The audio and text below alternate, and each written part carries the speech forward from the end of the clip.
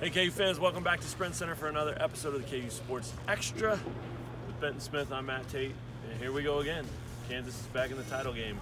The old classic 5-3 title matchup, right? It's 5-3, isn't it? What everybody expected. Yeah, it's not surprising at all that it's Iowa State and Kansas in the final. But good point.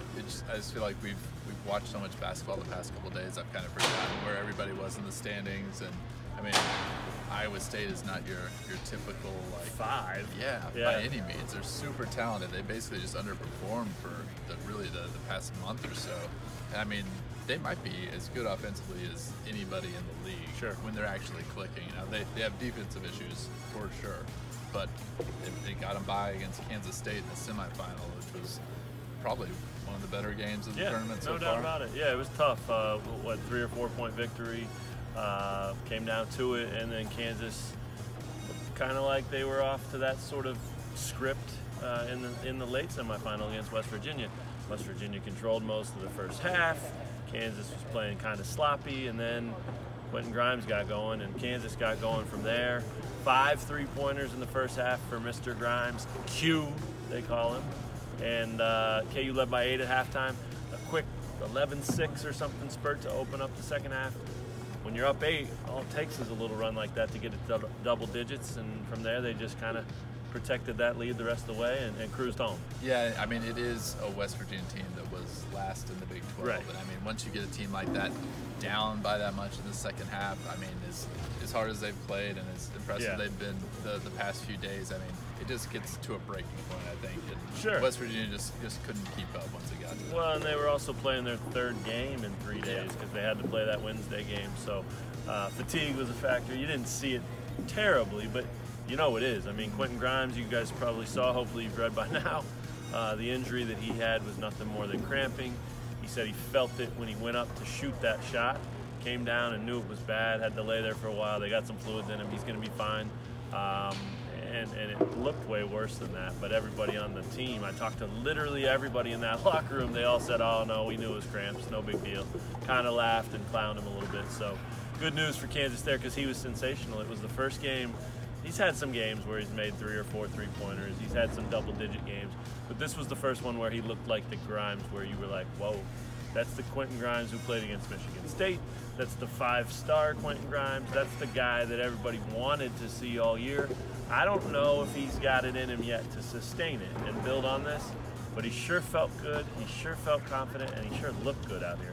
Yeah, I mean, I like the fact that, I mean, he definitely got hot there at the end of the second half, but he also was hitting the glass, was facilitating with his passing like he has been the past few weeks. Yeah, so. 8 boards, 3 assists. Yeah. I mean, those are phenomenal numbers. Anybody can stand out there and knock in 5 threes. But when you can put 8 rebounds with 3 assists on top of that, I think he had 7 rebounds against, who did they play? Texas? Thank you, Texas. Yeah, it's been one of those weekends. Yeah. But yeah, I think he had 7 rebounds in that game. Those are the things you want to see from him. That way, if he doesn't hit his shot, he's still contributing, still impacting the game, and his effect's been really good lately. I thought Devon Dotson was great. I thought Lawson was sensational.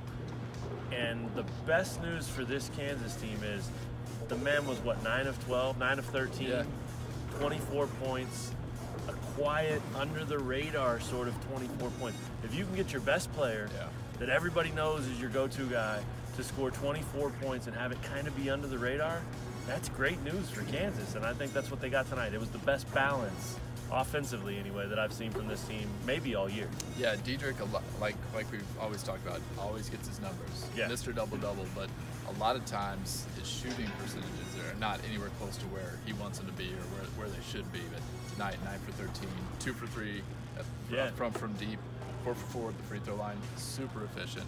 Only turned the ball over twice. He's had some turnover issues this year. Sure. Great night for him. Yeah, it was. And it was a great night for Kansas. They didn't have to be perfect, and they weren't. But they had to be good, and they had to make this one easy on themselves. And I think they did that. They're getting that early lead in the second half, building it to double digits. Yeah. They cruised from there. Yeah, there was like 9.5 minutes left, and I was like, there's 9 minutes left in this game? Yeah. I mean, it was over. Yeah, it was over. So now they cruise into the title game. Kansas against Iowa State. Bill Self said, hey, look, this is going to be a pro-Iowa State crowd. You don't see that here. You don't hear that from Bill Self or anyone associated with Kansas. His theory was awesome. Iowa State won first. Yeah. So all those K-State fans that don't want any part of coming to this game tomorrow, they sold their tickets. Guess who bought them? Iowa State fans, because they were out there too, power and light, whatever, hanging around looking for tickets. He said 70%. I think that's a little bit high. I think it's going to be close to 50-50. But the bottom line is, when Kansas has something go wrong, there's going to be plenty of people here, 9,000-10,000 people letting them know about it and cheering it. Same thing, when Iowa State has something go wrong, there's going to be Kansas fans. That'll be fun. That'll be a lot of fun. I love that matchup. KU West Virginia's been fun in the title game here, but for my money, and I know yours too, nothing beats KU Iowa State in this title game. 3-5, 1-6, 1-2, whatever it is, we get it tomorrow. Can't wait. Yeah. I mean, you get those two teams in this venue at this tournament, and it's just going to be as electric as you can get it. It's in the title game, so that brings added juice to it. And Iowa State fans, as everybody knows, hate losing to KU. That was good. So that was good. I mean, they're going to be more fired up than anybody. It's going to be a lot of fun. I think so too.